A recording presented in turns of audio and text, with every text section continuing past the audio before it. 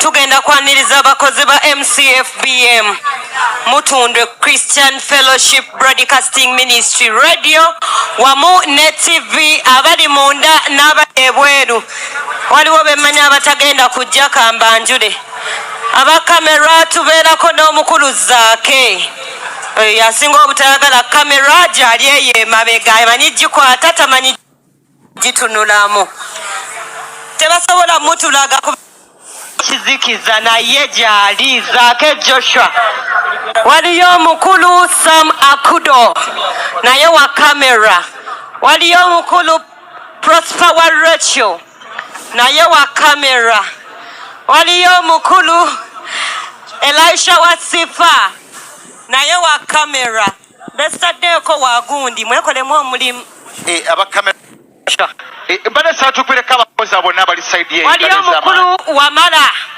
oyo for them nze Wamala nga mumukubidde engalo mumumanyi omukulu nze Wamala oyo producer baweddeyo waliyo omukulu Gerard Kiseka a control room waliyo omukyala Prim Kauma oyo yasengeka byonna ebigenda ku mpewo waliwo omukulu Mase Dunamis oyo naye wa control room waliyo Esther Mulungi naye wa control room waliyo Pascal abeera ku graphics tuyinayo Alvin naye abeera ku graphics tuyinayo mukulu Sonko oyo wemulabanga YouTube ekyankalanye mukube mutwe tuyina omukulu anti njogera abalala we bajja simunsonyiwa okwogera ennyo tuyina omukulu Kabwajumbira omukulu Michael wa Georgie Michael Pokaka Japani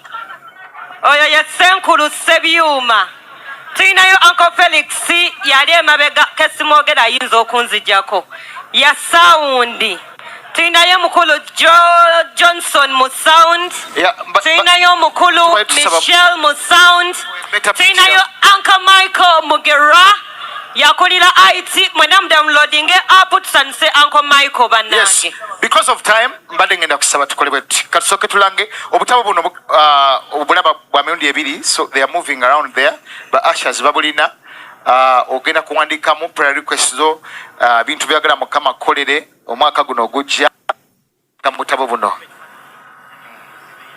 Yes, so obutabo buno nkwegadidde bufunaawo bugenda kuyamba katusoke tufune report then twanjule timu ku timu because of time.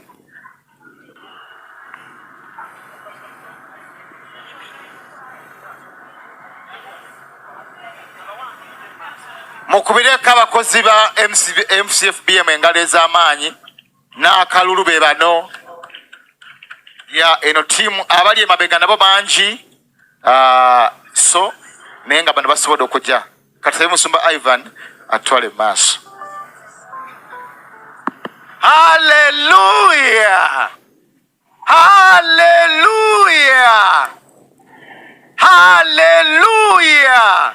Naye sibawulira soko osika omukamu nakusike sikamwale twagala mwebale kubeera naffe omwaka gwonna ntandikirewa ekisa kimmale pidi aluwa pidi jangu mumuwa akazindaalo pidi mumumpeera akazindaalo musumba tutandike n'abasumba yes mu radio bagambye abakozi ba radio yes omuweereza jeje omwami ayise naye. Hallelujah. Akabwa kalamu twamuwangula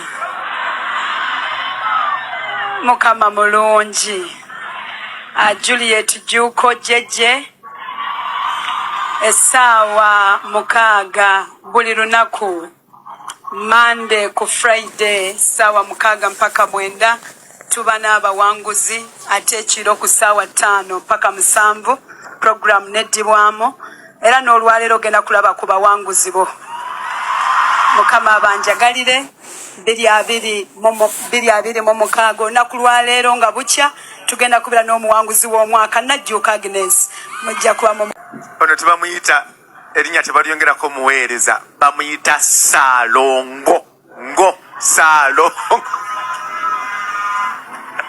Balongo ba mirundi emeka kamalo tubuulira. Mukama yebazibwe.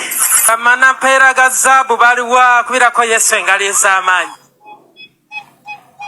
Program mpera ga zaabu y'abavubuka ssaawa 7 paka ssaawa 9 buli Saturday giteekeko abavubuka tuyiga tuyunyumirwa ate tubangulwa mu Kristo Yesu. Mukama abanjagalire nnyo. Hallelujah. Omuweereza Emmanuel Jangu. Hallelujah. Omuweereza Sarah Luboyera. Aluwaye azoba tazze. Atuwubireko ko nga tannabakwata kazindalo. Aluwa. Mukama yebazibwe. Olugiriro show ku Sande ssaawa 2 paka ssaawa 4 ez'ekiro. Weereza ekibuuzo kyo kyonna eky'omwoyo Musumba Tom akijja kiddamu. Ku Sande eno tuli live, weereza ekibuuzo.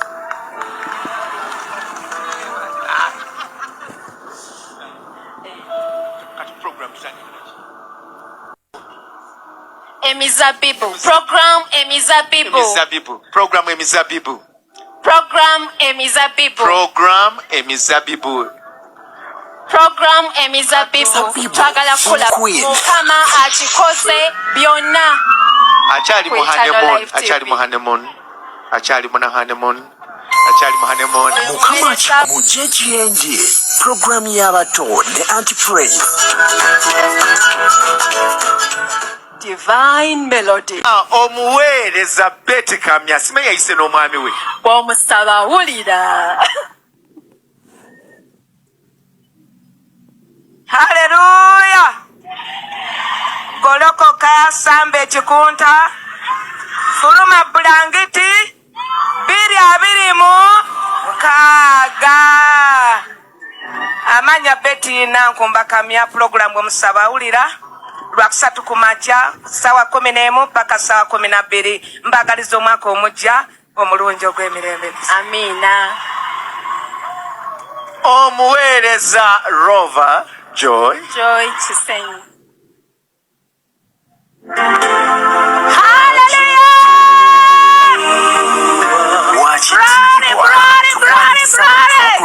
Wakitiibwa 98.7. Mukama yebazibwe. Happy New Year. Mbagaliza omwaka omulungi.